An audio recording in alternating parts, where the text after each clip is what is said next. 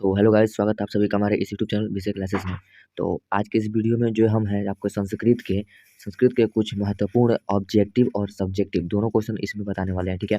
जो कि 2023 वाले एग्जाम में आपको पूछे जाने वाले हैं। तो जो भी छात्र छात्रा है इस साल 2023 में मैट्रिक के एग्जाम देने वाले हैं, उनके लिए ये वीडियो बहुत ही महत्वपूर्ण वीडियो है। तो वीडियो को मिस मत कीजिएगा और वीडियो को अंत तक जरूर देखिएगा, ठीक है। चलिए वीडियो को स्टार्ट करते हैं। देखिए, सबसे पहले हम यहाँ पे देख लेते हैं पहले पार्ट की, ठीक है। देखिए, हम यहाँ पे आपको हर एक पार्ट यानी कि चैप्टर वाइज जो है क्वेश्चंस कराएंगे, जो कि आपके एग्जाम के लिए बहुत ही महत्वपूर्ण है, ठीक है। तो वीडियो को मिस मत कीजिएगा और वीडियो को अंत तक देखिएगा और वीडियो को लाइक और शेयर कर दीजिएगा और हमारे चैनल को सब्सक्राइब भी कर दीजिएगा। चलिए देखते हैं। देखिए, सबसे पहला चैप्टर हमारा मंगलम पाठ क्या है। मंगलम पाठ है संस्कृत में। तो मंगलम पाठ का कुछ क्वेश्चन देख लेते हैं, जो कि बहुत ही भिड़िया प्रश्न। देखिए, पहला क्वेश्चन पूछा है, सत्य का मुंह जो है या सत्य का मुख किस पात्र से ढका है। ये आपका ऑब्जेक्टिव में भी क्वेश्चन पूछता है और ये आपका सब्जेक्टिव में भी पूछता है 2 नंबर में। तो ये फिलहाल चांस नहीं है अब सब्जेक्टिव में आने का, तो ऑब्जेक्टिव में पूछता है 1 नंबर का, ठीक है। तो जो पूछता है ऑब्जेक्टिव में पूछता है कि जो सत्य का मुख है वो किस पात्र से ढका हुआ है। तो देखिए, सत्य का मुख किस पात्र से ढका हुआ है, तो हिरण्मय पात्र से ढका हुआ है। किससे? हिरण्मय पात्र से ढका हुआ है। ये 1 नंबर का आपका ऑब्जेक्टिव में पूछता है, हर एक साल पूछता है, ठीक है। दूसरा क्वेश्चन देखिए, बोला है नदियाँ क्या छोड़कर समुद्र में मिल जाती हैं। ये भी आपका मोस्ट भी प्रश्न है ऑब्जेक्टिव के लिए। देखिए, पूछा है कि नदियाँ क्या छोड़कर समुद्र में मिलती है। देखिए, नदियाँ जो है अपने नाम और रूप दोनों को छोड़कर क्या मिलती है, समुद्र में मिलती है।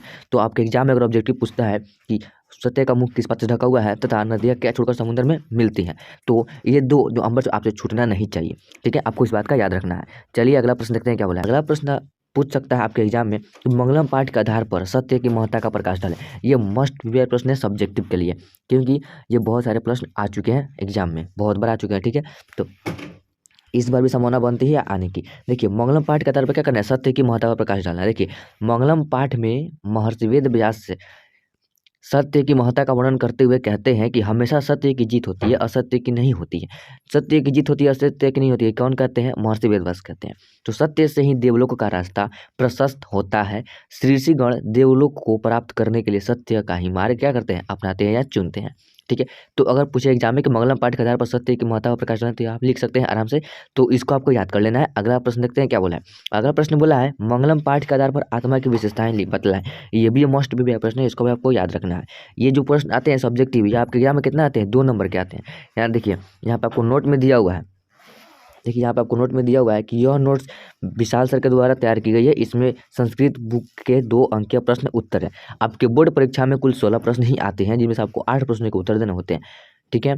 तो 8 प्रश्नों को उत्तर देना होता है, यानी कहने का मतलब एक प्रश्न 2 नंबर का होता है, तो 8 प्रश्न का उत्तर देना होता है, मतलब 16 नंबर आपसे क्या होते हैं, सब्जेक्ट यानी क्वेश्चन आंसर में पूछे जाते हैं। तो ये 16 नंबर आपसे छूटना नहीं चाहिए।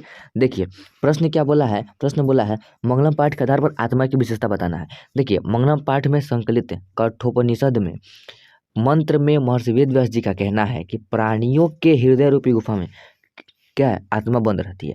आत्मा जो है सूक्ष्म से सूक्ष्म या छोटा से छोटा और महान से भी महान है। इस आत्मा को वश में नहीं किया जा सकता। बस आपको इतना ही लिखना है आत्मा के बारे में, ठीक है। अगर आपने आत्मा के बारे में पूछता है एग्जाम में, बस इतना ही लिखना है, ठीक है।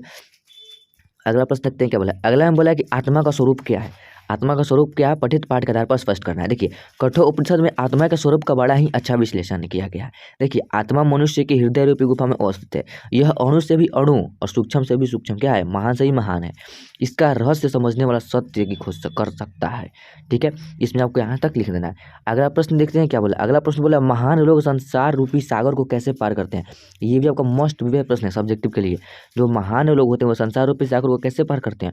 देखिए कैसे पार करते हैं। श्वेता स्वतर उपनिषद में ज्ञानी लोग और अज्ञानी लोग में अंतर स्पष्ट करते हुए महर्षि वेदव्यास जी कहते हैं कि ईश्वर की प्रकाश का पुंज है, उन्हीं के भव्य दर्शन से सारा संसार क्या आलोकित होता है। ज्ञानी लोग उस ईश्वर को जानकर सांसारिक विषय वासनाओं से मुक्ति पाते हैं। इसके अलावा दूसरा कोई रास्ता है ही नहीं। तो आपको क्या करना है, अगर क्वेश्चन पूछ दे एग्जाम में कि महान लोग क्या करते हैं, संसार रूपी सागर को कैसे पार करते हैं, तो इसमें से आप काट के भी लिख सकते हैं हल्का फुल्का, लेकिन आपका आंसर होना चाहिए कम से कम 3 से 4 लाइन के भीतर, ठीक है। तभी आपको 2 मार्क्स मिल सकते हैं। चलिए अगला प्रश्न देखते हैं क्या बोला है। अगला प्रश्न बोला है विद्वान पुरुष ब्रह्म को किस प्रकार प्राप्त कर जाते हैं। जो विद्वान पुरुष होते हैं वो ब्रह्म को किस प्रकार पार कर जाते हैं।